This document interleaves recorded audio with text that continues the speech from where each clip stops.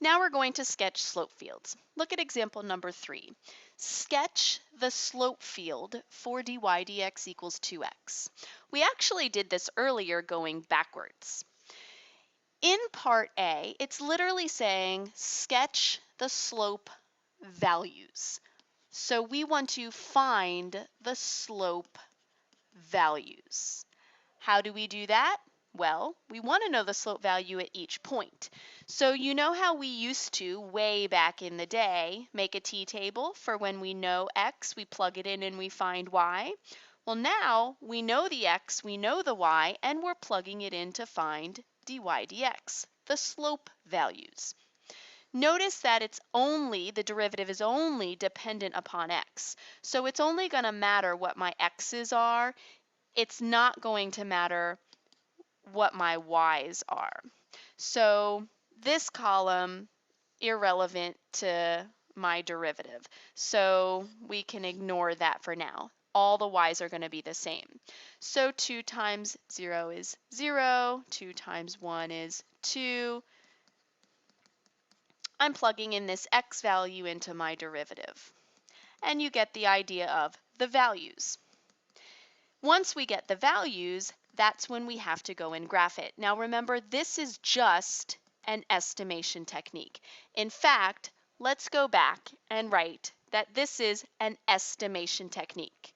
Using slope fields when you cannot solve the differential equation analytically is an estimation technique. We estimate. Estimation technique. We approximate the solution to the differential equation. We don't find it exactly. So we see our slope values at the point where x is 0. Well, at which point where x is 0? At 0, 0, the slope will be 0. At 0, 1, the slope will be 0. At all the places where x is 0, we're drawing a little line that has a slope of 0. These are the slope values. We are graphing little tangent lines that have these slopes. That is what we are literally doing right now. Graph little tangent lines that have these slopes, because these are slope values. When x is 1, the dy dx value, the slope value, is 2. So a little line that has a slope of 2 is approximately like this. How do I know that? Well, if I start here and I go up 1 and over 2, I should look like I'm headed from this point to this point, and it approximately looks like it is. Now, I go up to this y value, the x value has not changed. So all of these at the same x value should be parallel. How about when x is -1? I get a slope of -2. Why am I doing that one next? Well, because I should find the symmetry in the graph. That'll give me the best estimation. So if I think this is +2, well, this should be -2. Be symmetrical. It helps make it faster and a little bit more accurate. Now, as I move the x coordinates to the right, it looks like the slopes get steeper, 4 and then 6. So a little bit steeper for a slope of 4, and symmetrically for the slope of -4. Now, I could also do 6, but by then it almost looks like it's straight up and down. So at this point, it's not really that useful. This is 6 and -6. Part B, we're going to use the slope fields. Sketch 3 particular solutions for the following initial conditions. Now at 0, 0, when I start here, I'm going to the right, and then it's moving steeper as I move to the right. Here, move to the right, and moving steeper. Now that was a little dramatic with the flatness of it, but that's because I don't have tinier increments than at the integers. At 0, 1, starting here, I'm moving to the right, and then the slopes get steeper. Moving to the left, the slopes get steeper. Notice that I never cross through any of those. And then 0, -2 is an example of starting here, moving to the left, the slopes still get steeper. Again, sorry, to the right that was, and then to the left, the slopes get steeper. Would you like to try the next example? Be careful, as this one is a differential equation that depends on y. dy dx equals 2y. So how's that going to look a little bit different? X, y, dy dx equals 2y. Well, this time, because it's only dependent upon y, I'm not going to care about the x column. So let's put some y's. 0, 1, 2, -1, -2. Maybe we can throw in some 3's if we want to. So this is very similar to the other table that we did. In fact, the values all look the same. What's the difference here is that these are slope values at different points. Now these are the slope values where the y is 0. So here at 0, 0, the slope is 0. But where the y is 0 now is at 1, 0, 2, 0, 3, 0, and to the left as well. When y is 1, so now we move up to the y value of 1, now the slope is 2. Slope of 2. Y value is 1 over to the right. Y value is 1 to the right. Y value is 1 to the left as well. So I'm trying to make all of those look like the same slope. At the y value of -1, the slope is -2. So symmetrically, I'm going to try to make those look like the slopes of -2 or of +2, but -2. So I'm trying to be symmetrical. Similarly, I move up to the y value of 2, up to the y value of 2, and it gets steeper. So notice the difference between this one and the one we did previously is it's dependent upon y, so we can tell that we only have to change when the y changes, meaning moving up or moving down. Now we can graph our particular solutions here. So 0, 0, starting at 0 and moving to the right, it stays flat. Moving to the left, it stays flat. 0, 1. We start at 0, 1. This one's steep and gets steeper as we move up. To the left, it's like a horizontal asymptote. And then 0, -2. Now it's doing something to that side and following to the horizontal asymptote to the left side. Let's try one that has a differential equation dependent upon both x and y. In fact, this one is taken from an AP exam in a former year. So now we're going to make our table with x, y, and dy dx. Now, perhaps before we get carried away, let's go back and outline the steps that we're using to graph the slope fields. So back up to here. To sketch a slope field, what's the first thing that we did and that we're doing in this current one? Make a table with 3 columns, x, y, dy, dx. I always use 3 columns even if I know that it's not dependent on one of those. Then plug in points and evaluate the dy dx. Then I looked at the dy dx, and what did we see from the dy dx? Those are the slope values. So we are going to graph little lines that have the slope values found in the table as dy dx. Let's try that for this last problem. On the axes provided, sketch a slope field for the given differential equation at the 12 points indicated. So just those 12 points that they showed us in the picture. So at x being 0, the y is 0, 1, 2, and 3. 0, 1, 2, and 3. Then, when the x changed to 1, the y, 0, 1, 2, and 3. When the x changed to 2, nope, not 2, backwards, -1. The y's can be 0, 1, 2, or 3. Let's plug those in.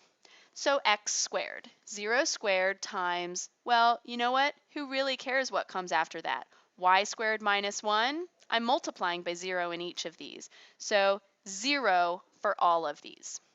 How about when x is 1? 1 squared, and then 0 squared minus 1. Oh, sorry, not squared. Let's be careful there. Y minus 1. So 0 minus 1. So this one looks like -1. 1 squared is still the x. 1 minus 1 for 0. 2, oops. Excuse me, not 2. Still the x is 1, but now the y is 2. So that makes 1. The x is still 1, but now the y is 3, and that makes 2. Let's evaluate when the x is -1. Well, -1 squared is the same as 1 squared. So all of those are still the same as the previous one. Do you see how I'm trying to find a pattern to make it easier and faster? So all of those were the same as all of those. Now let's go to the graph and plot these slopes. So when x is 0, the slope is always 0. So here x is 0, here x is 0, here x is 0, here x is 0. When x is 1, the slope changes depending upon the y. So the slope is 0 at 1, 1. The slope is +1 at 1, 2. Perhaps I check that a little bit more carefully. Up 1 over 1, that would give me a slope of 1 right there. Now at 1, 0, there's a slope of -1. So symmetrically to this, slope of -1. And then at 1, 3, the slope is 2. So 1, 3, the slope is 2. So a little bit steeper than that slope. Now what's nice is at -1, at all of these y values, the slope is the same as we just did. So all of these, I can draw them just like I see them. +1 and +2. Those are no different. We've done the slope field. Describe all points, this is part B. Describe all points in the xy plane for which the slopes are positive. Well, let's look at where the slopes are positive. Here and here. So how do we describe those points? Well, they mean, what does x have to be? What does y have to be? Well, the x is never 0, so x can't equal 0. And the y's are all which values? Well, past 1, we have at y equals 2, at y equals 3. So do we say just when y equals 2 and y equals 3? We need to be a little bit more inclusive than that. Perhaps we take a look at what our dy dx is when the slopes are positive. So maybe I say, okay, dy dx has to be greater than 0. So dy dx, which is x squared times y minus 1, this has to be greater than 0. Well, we know x can't equal 0, so basically we're thinking about when y minus 1 has to be positive, because we know this part is always going to be positive. So when y minus 1 has to be greater than 0 is when y is greater than 1. So put those two together. Part C. Find the particular solution, y equals f of x, to the given differential equation with the initial condition 0, 3.